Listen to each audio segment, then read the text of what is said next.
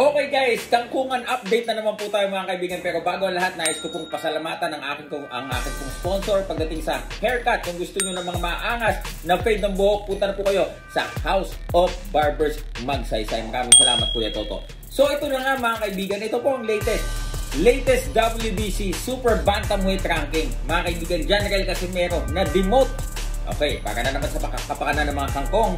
Ano po yung na-demote? Bumaba. Kumbaga sa official, bumaba yung rango.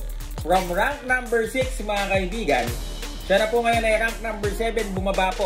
Yan nga po ay matapos po na ang kanya pong performance laban po dito kay Uguni na isa pong retirado, isang trainer, ay ganun po ang naging resulta ng kanyang laban. Ano po ang susunod na mangyayari kay General Casimero? Nung nakaraan po, nag-live po ang ating kaibigan, minsan kaaway na si Pau Salud, sabi niya, please, Treasure Boxing, sa kumbaga, parang huling laban ni Casimero, sabi ni Pau Salud. Sana naman wag na lang si Uguni. Wag naman na lang sana rematch kay Uguni. Sana wag nang sunap, sana naman malaking laban. Ngayon pag-usapan natin. Ito pong mga nasa taas niya sa WBC. Meron ba siyang kaya dito? Okay. Let's go to rank number 6, Liam Davis. Liam Davis, mga kaibigan, pangalan pa lang, mukhang Amerikano to, mga kaibigan. Hindi natin gaanong kilala, pero kung lalabanan man niya to, kung kaya man ng TBT na offeran to, one position lang, I think, hindi maganda. Number 5, Murodjon Akhmadaliev. Kaya ba niya? Ito po yung tinalo ni Marlon Tapales. I don't think so. Nakita po natin kung gaano ka-solid si Murodjon Akhmadaliev. In fact, tinutugan po siyang mas solid na champion compared to Stephen Fulton.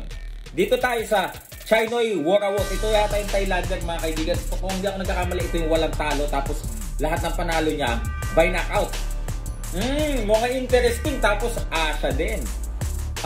Shout out to Masayuki Ito. Maybe you can try this guy against your boy.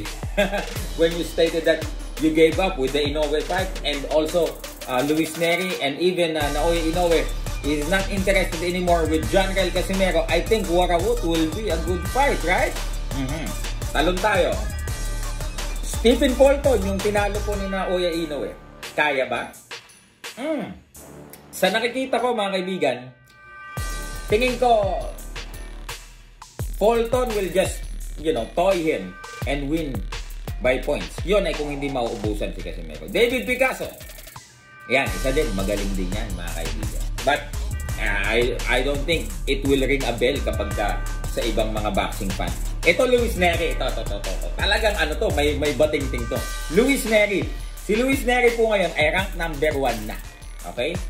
Rank number 1, mandatory challenger na po. So, kung sino man ang mananalo sa Naoya Inoue versus Marlon Tapales, sa WBC po, ito po ay nakaabang na si Luis Neri, mga kaibigan. Pero, ito din si Luis Neri, ang kailan lamang po nagpahayag ng disinterest kay General Casimero. So, ano pa pong nag-aantay? Well, I agree somehow to Pau Salud na dapat hindi na rematch sa isang tune-up. Kasi, di ba, kung gusto mo talaga na kung kahit pa paano makakuha pa ng mga huling yugto ng payday sa mga huling nalalabing laban niya, siguro hindi mo na siya, kumbaga wag ka nang matakot na isabak na siya.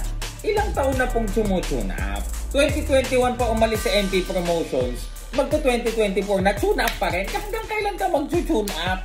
Dre, hindi mo naman, wala naman kasi tayong award sa Tune Up Fighter of the Year. Hanggang kailan ka mag-tune up? Wala ba talagang kakayahan na kumuha ng matigas na kalaban? Diba? O natatakot lang iharap yung promoter mo na iharap ka sa matigas na kalaban dahil alam na mananakaut ka. So yun lamang. Kung kayo matapang talaga, Carl James Martin, offeran nyo. Diba? Carl James Martin, siguro, if the price is right, kahit papunta na ng Amerika si Carl James Martin, if opera nyo na magandang pera, pwede, di ba? Because, man, I don't think Casimero can cope up with the endurance of Carl James Martin up to 12 rounds. Kasi si Carl James Martin, habang tumatagal, lalong lumalakas.